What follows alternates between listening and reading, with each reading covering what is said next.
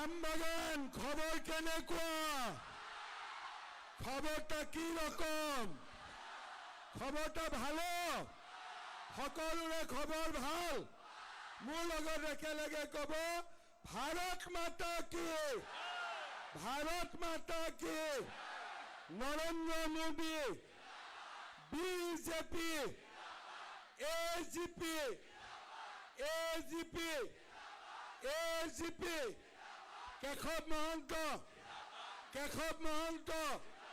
কেশৱ মহন্ত বন্দে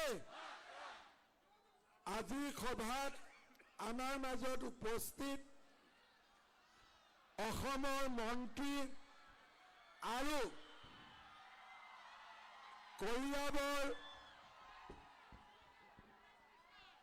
কলিয়াবৰ লোকসভা সমষ্টিত এজিপি দলৰ প্ৰাৰ্থী কেশৱ মহন্ত ডাঙৰীয়া আমাৰ সাংসদ কামাখ্যা প্ৰসাদ ডাঙৰীয়া ৰূপহীৰ প্ৰাৰ্থী জাকিৰ হুছেইন ডাঙৰীয়া ডক্টৰ কৃষ্ণানন্দ পাল যাদৱ ডাঙৰীয়া স্বপ্না বনিয়া পৰীক্ষিত দত্ত জয়কান্ত পাছোৱান অপূৰ্ব ভট্টাচাৰ্যী কৰুণা ভূঞা বাবুল বৰা মণিমাধৱ মহন্ত সীমাঞ্চল দীঘল তিলক নাথ পুষ্কৰজ্যোতি মহন্ত মুন কুমাৰ নাথ জয়শ্ৰী মণ্ডল বিৰাজ মণ্ডল অৰূপ শইকীয়া ৰতন ৰয় মহম্মদ ৰেকিবুল হুছেইন বাদল চক্ৰৱৰ্তী আৰু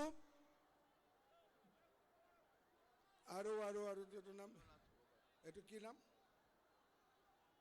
ধনপাল যাদৱকে আদি কৰি মঞ্চত উপবিষ্ট বিশিষ্ট ব্যক্তিসকল আই মাতৃসকল যুৱক যুৱতী বন্ধু বান্ধৱীসকল আৰু মোৰ সন্মানৰ ৰাইজ আজি ৰাতিপুৱা 8টা বজাত ভাৰতীয় জনতা পাৰ্টিৰ কাৰ্যালয়ত প্ৰেছ কনফাৰেন্স বৰহমপুৰত মিটিং বিহালীত মিটিং বিশ্বনাথত মিটিং বৰচলাত মিটিং তেজপুৰত ৰোড শ্ব' আৰু এতিয়া মই আমবাগানত ঠিক আছে যোৱা 3 মাহ ধৰি অসমৰ 450 জাগাত আমি গৈছো ৰাইজৰ লগত কথা পাতিছো আৰু নিৰ্বাচনৰ কাৰণে আমি সাজু হৈছিলো চাওঁতে নিৰ্বাচনৰ প্ৰচাৰ অহাকালি শেষ হ'ব অহাকালি 5টা বজাৰ পিছত নিৰ্বাচনী প্ৰচাৰ অভিযান বন্ধ হ'ব 8 তাৰিখ প্ৰচাৰ অভিযান নাথাকিব 9 তাৰিখে আপোনালোকে ভোট দিব লাগিব 9 তাৰিখে এটো আহি থাকিব সবক নিজে লৈ থাকিব চিন্তা নাই হ'ব এটো ভাল লাগে নেকি ঠিক আছে খুৰী ভালে আছে খবৰ ঠিক আছে বাবা এটো এটা ৰখা ঠিক আছে আজি 9 তাৰিখে আমি যাক ভোট দিম তাৰ ওপৰত 5 বছৰৰ চৰকাৰ চলিব যোৱা 5 বছৰ অসমত শান্তি হল প্ৰগতি হল লৰা ছোৱালীয়ে চাকৰি পালে মানুহৰ ব্যৱসায় বাণিজ্য ভাল হল আৰু চাৰিওফালৰ পৰা অসমখন ঠন ধৰি উঠিল বঙালী অসমীয়া কথা নাই বঙালী হিন্দী ভাষী কথা নাই হিন্দু মুছলমান কথা নাই হিন্দু খ্ৰীষ্টিয়ান কথা নাই আমি এখন নতুন অসমৰ যোৱা 5 বছৰত নিৰ্মাণ কৰিলো আজি মই আমবাগানত কিয় আহিবলগীয়া হল এটা সৰু কথাৰ কাৰণে কোনোবাই মোক ক'লে ইয়াত বোলে এজন বিজেপিৰ প্ৰাৰ্থী উঠিছে মইতো মনত ভাবিলো বিজেপি আৰু এজিপিৰ তো বুজাবুজি আছে আকৌ বিজেপিৰ কোন উঠিলে বোলে নহয় কোনবা জিতেন গৌৰ উঠিলে তেওঁ বোলে বিজেপি এটা কথা আপোনালোকে সকলোৱে মনত ৰাখিব যে বিজেপি কেতিয়াও গদ্দাৰ পাৰ্টি হ'ব নোৱাৰে বিজেপি কেতিয়াও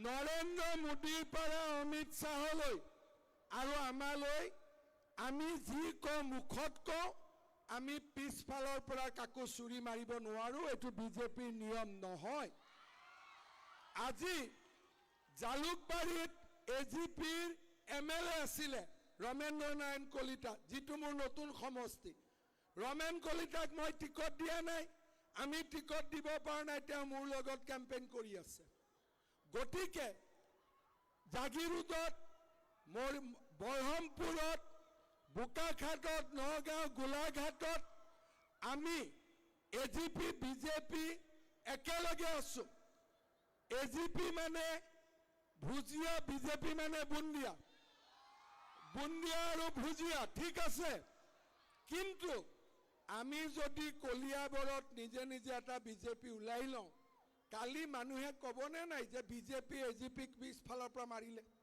কবনে নাই বিজেপিৰ বদনাম হোৱাটো আপোনালোকে বিচাৰে নেকি বিজেপিৰ বদনাম হোৱাটো আপোনালোকে বিচাৰে নেকি আমি কাকো বেয়া নাপাওঁ কোনবাই টিকট খুজিছিল এইবাৰ নাপালে অহাবাৰ পাব কিন্তু বিজেপিৰ নামত আমি কেতিয়াও কেশৱ মহন্তক আমি বিত্ৰে কৰিব নোৱাৰো সকলোৱে বুজি পালে আপোনালোকে এটা কথা কওক আপোনালোকে মোক ভাল পায় নে নাপায় মোক ভাল পায় নে নাপায় নৰেন্দ্ৰ মোদীক ভাল পায় নে নাপায় নৰেন্দ্ৰ মোদীক ভাল পায় নে নাপায় তেতিয়ালে আপোনালোকে সব ভোট হাতীৰ ছবিত দিব লাগিব হ'ব পাক্কা দিব কোনে কোনে নিদিয়ে হাত দাঙক আৰু কোনে কোনে দিব হাত দাঙক এতিয়া সকলোৱে আজি ডিসিশন হৈ গল আমি সকলো বিজেপিৰ মানুহে খুশি খুশি কেশৱ মহন্ত ডাঙৰীয়াক ভোট দিম আৰু বিজেপি কেশৱ মহন্ত ডাঙৰীয়া জিকিলে অসমত মুখ্যমন্ত্ৰী কোন হ'ব বিজেপি হ'ব এজিপিৰ মুখ্যমন্ত্ৰী নহয় এজিপিয়ে দিছপুৰত গৈ কি কৰিব বিজেপিয়ে যাকে মুখ্যমন্ত্ৰী পাতিব গণপৰিষদে তাক সমৰ্থন কৰিব হয় না নহয় গটিকে আমাৰ কাজিয়া ক'ত আছে বোলে নহয় বিজেপিয়ে বহুদিন ইয়াতে সিট পোৱা নাই অহাবাৰ অসমত 50% সিট বাঢ়িব এটা সিটত এজিপিৰ জাগাত বিজেপি খমাই লব এজিপিক আমি এটা নতুন সিট দিম ভগাই লম হয় না নহয় কাজিয়া কৰা জায়গা নহয় নহয় সেই কাৰণে মই সকলো বিজেপিক ভাল পোৱা মানুহক অনুৰোধ কৰিম সকলোৱে ইলেকশনত যাতে হাতীক ভোট দিয়ে হাতীক ভোট দিব লাগিব দিবনে নিদিয়ে হাতীক দিবনে নিদিয়ে আৰু যিবিলাকে জিতেন গৌৰক চিনি পায় আজি কব মামাই ৰিকুৱেষ্ট কৰিছে কালি বহি দিবৰ কাৰণে হ'ব চিনি পোৱা মানুহ আছে নে নাই ইয়াতে যিবিলাকে চিনি পায় তেওঁলোকে আজি বুজাই দিব যে বাবা আমিতো ভোট দিব নোৱাৰিম এইবাৰ বহি ল পিছত দেখা যাব ঠিক আছে আজি হৈ গল আৰু কোনেও কিন্তু নকব বিজেপিৰ বুথে কি এটো চিনটো কি লৈছে জিতেন গৌৰৰ চিন্তা কি দ পদ্ম ফুল নাই এই জায়গায় ফুল কবিতায় পদ্ম ফুল এরকম হবে না হাতিটাই পদ্ম ফুল আর পদ্ম ফুলটাই হাতি ফুল কবিতাটো সবজি বনাই খাই দিয়া যায় হয় না নহয় ফুলকবি উলালে বুঝি পাব যে এটো ডুপ্লিকেট বিজেপি ফুলকবি মানে ডুপ্লিকেট বিজেপি দুনিয়াৰ মই পৃথিৱীত দেখিছো মঙ্গলদৈটো যদি কোনবা বিজেপি উঠে হিউলৈ ফুলকবি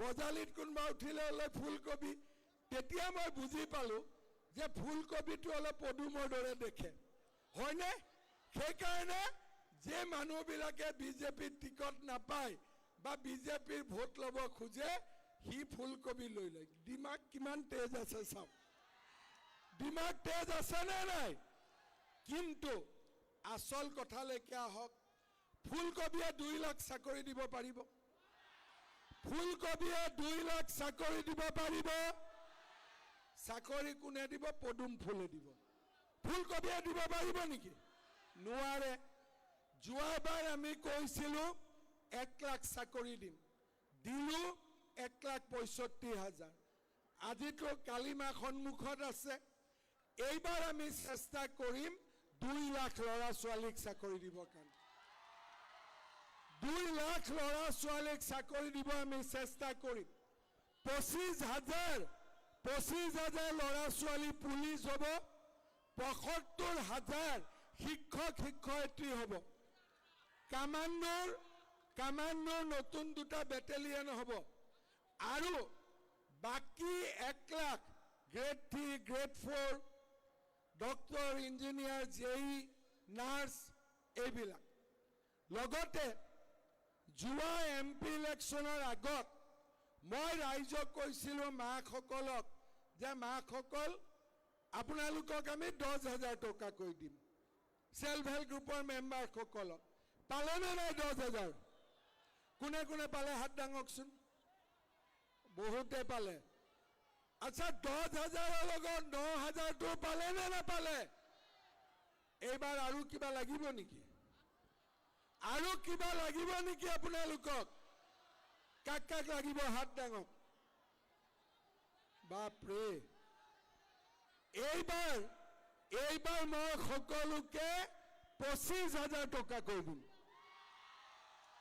আৰু যিবিলাকে যোৱাবাৰ 10,000 পোৱা নাই তেওঁলোকক 10 আৰু 25 মিলাই 35,000 দি দিম ভাল হ'ব নে বেয়া হ'ব পাক্কা ভাল হ'বতো তেতিয়াহ'লে চবেই হাতীত ভোট মাৰিব লাগিব হ'বনে নাই ৰেচন কাৰ্ড কাৰ কাৰ আছে কাৰ ৰেচন কাৰ্ড আছে হাত উঠাওক বঢ়িয়া ৰেচন কাৰ্ড চবৰে আছে আগত আমবাগানটো অলপ সামগ্ৰীৰ লগত যে লগ লাগি আছিল সেইকাৰণে তাত অলপ গণ্ডগোল আছিলে হয়নে নহয় ৰকিবুল হুছেইনৰতো কাম ৰেচন কাৰ্ড দিয়া নহয় তাৰ কাম আছিল ঘৰ মাৰা হয়নে নহয় এতিয়া ৰেচন কাৰ্ডত আপোনালোকে চাউল পায় নে নাপায় পায় দালি পায় নিমখ পায় চেনি পায়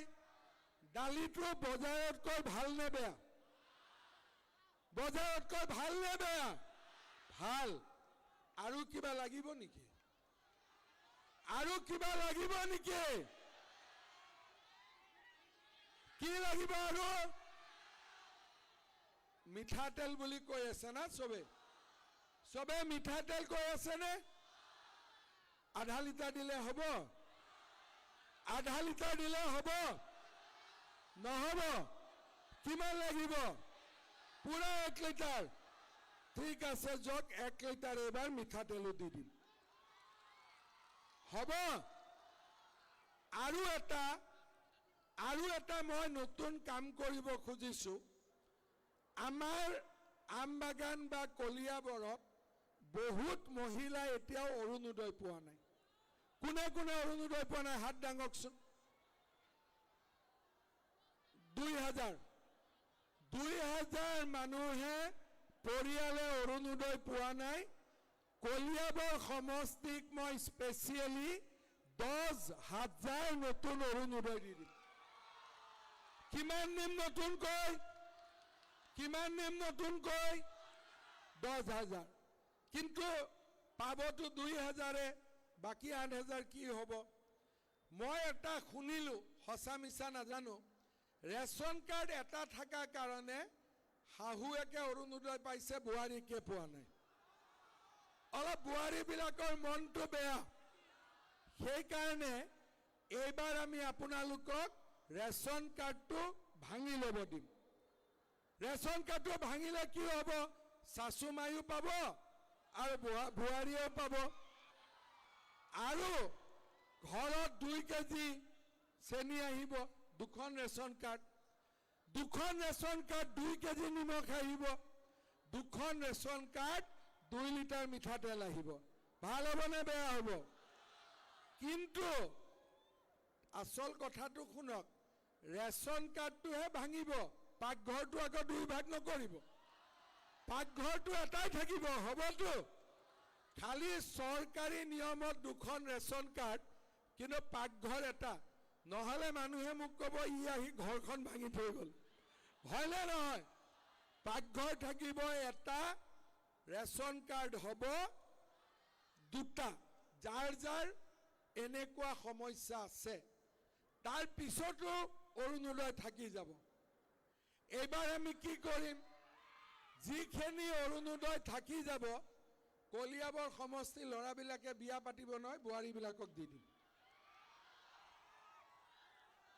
কলিয়াবৰৰ ল'ৰাবিলাকে এতিয়া শ্বশুৰ বাৰীত গৈ ক'ব পাৰে, জল্দি জল্দি বিয়া দে, মামাই অৰুণোদয় স্কিম দি আছে। সোনকালে বিয়া পাতিলে অৰুণোদয় পাম।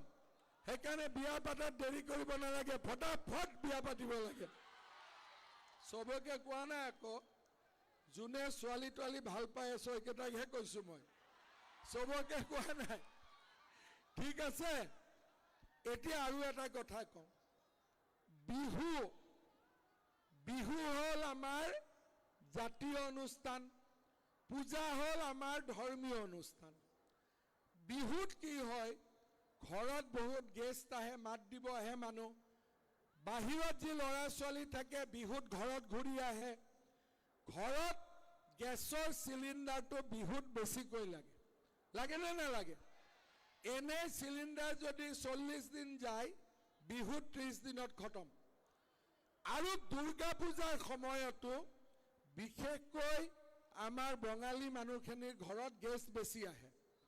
আৰু দুৰ্গা পূজাৰ সময়তো গেছৰ চিলিণ্ডাৰ 20 দিনত খতম। হয়নে? মই ঠিক কৈছো নে নাই?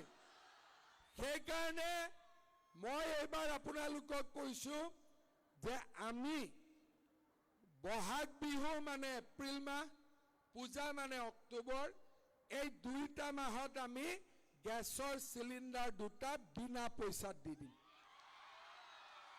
বিনামূলীয়াকৈ দি দিম।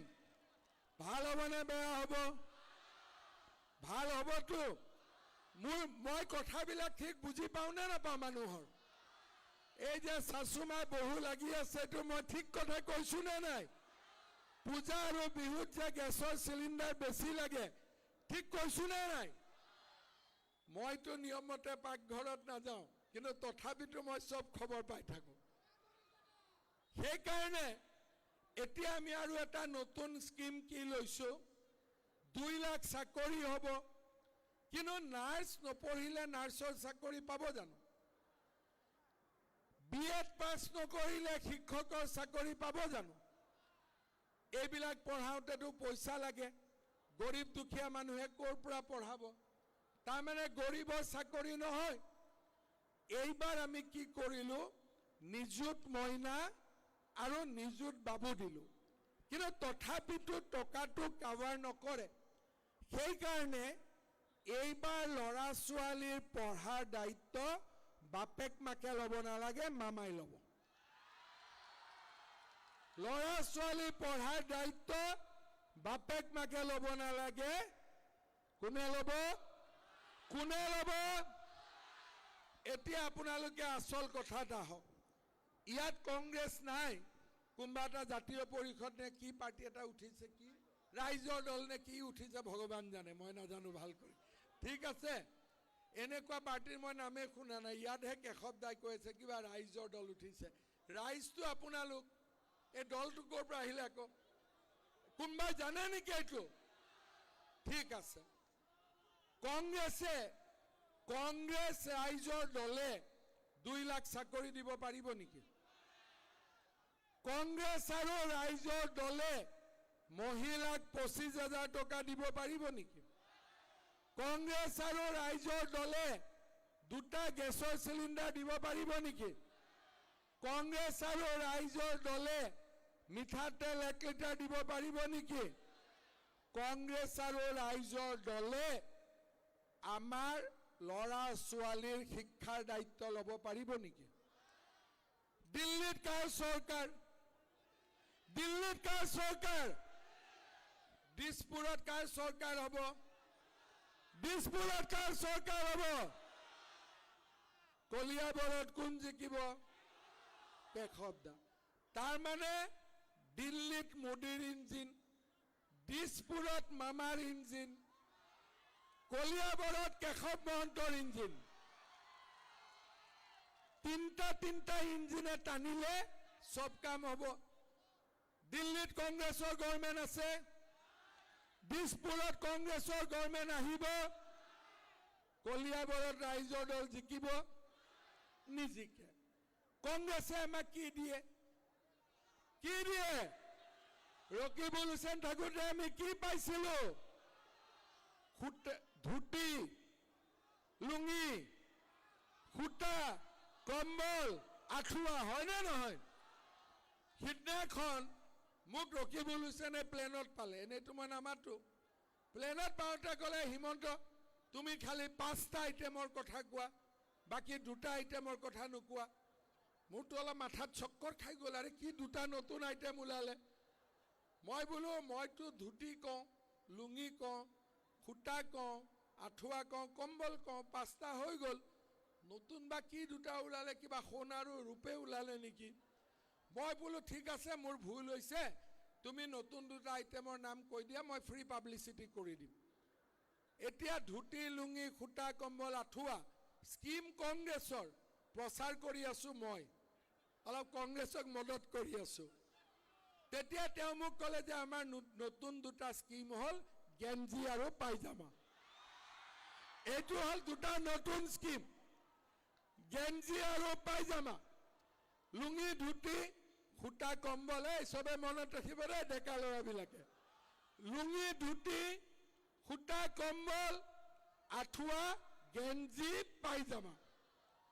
এতিয়া আপোনালোকক কওক, লুঙি ধুতি লাগিব নে অৰুণোদয় লাগিব? ডাঙৰ কৰি ক'ব লাগিব। লুঙি ধুতি লাগিব নে কি লাগিব? অৰুণোদয় লাগিব।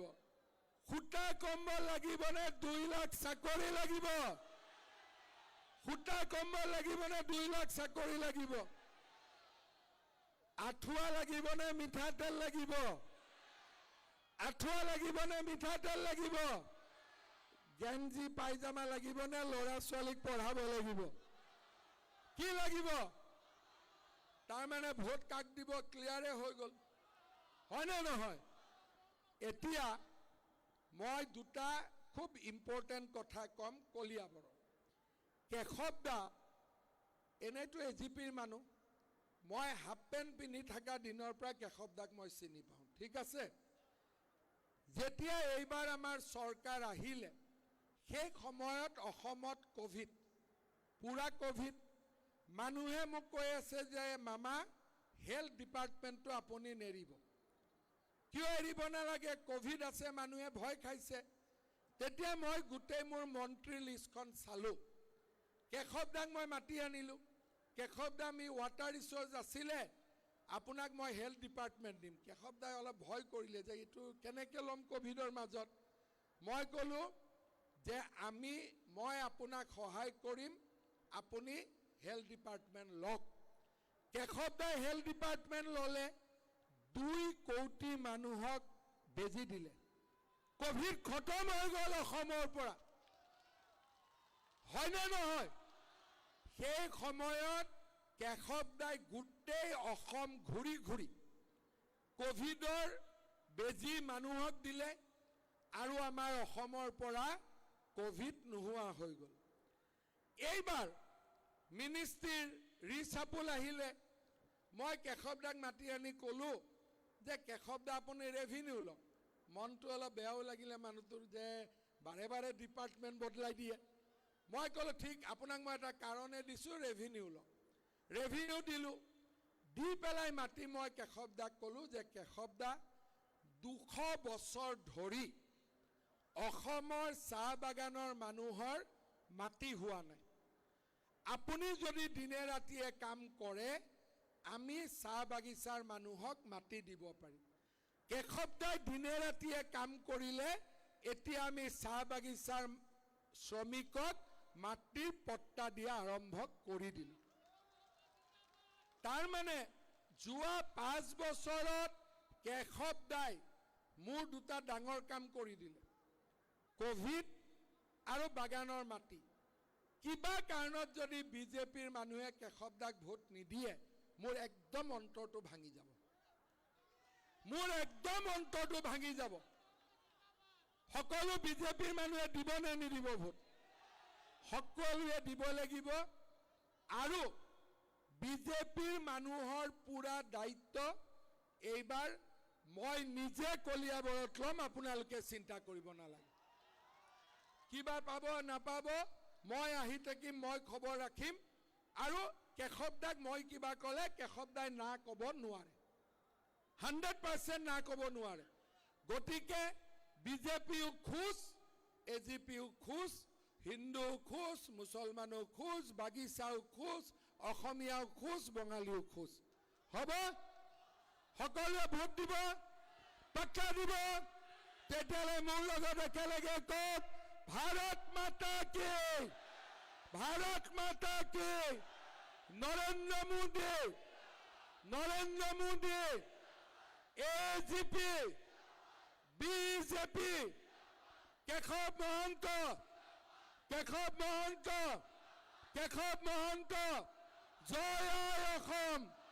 जय अखम बंदे बंदे बंदे বঢ়িয়া ধুনিয়া হৈ গ'ল এতিয়া লগাই দিয়ক আকৌ এবাৰ মোদী চৰকাৰ আমি আৰু এবাৰ নাচিব লাগিব মোদী চৰকাৰ আকৌ সবে নাচিব লাগিব মোদী চৰকাৰ আকৌ এবাৰ মোদী চৰকাৰ আকৌ এবাৰ মোদী চৰকাৰ ৰূপহী আমাৰ অসম ভাৰতীয়াৰ সোণৰ অসম গঢ়িবলৈ প্ৰগতিশীল সোণৰ অসম দলে যাওঁ একেলগে পদুমৰ চিনত তাকো ভোট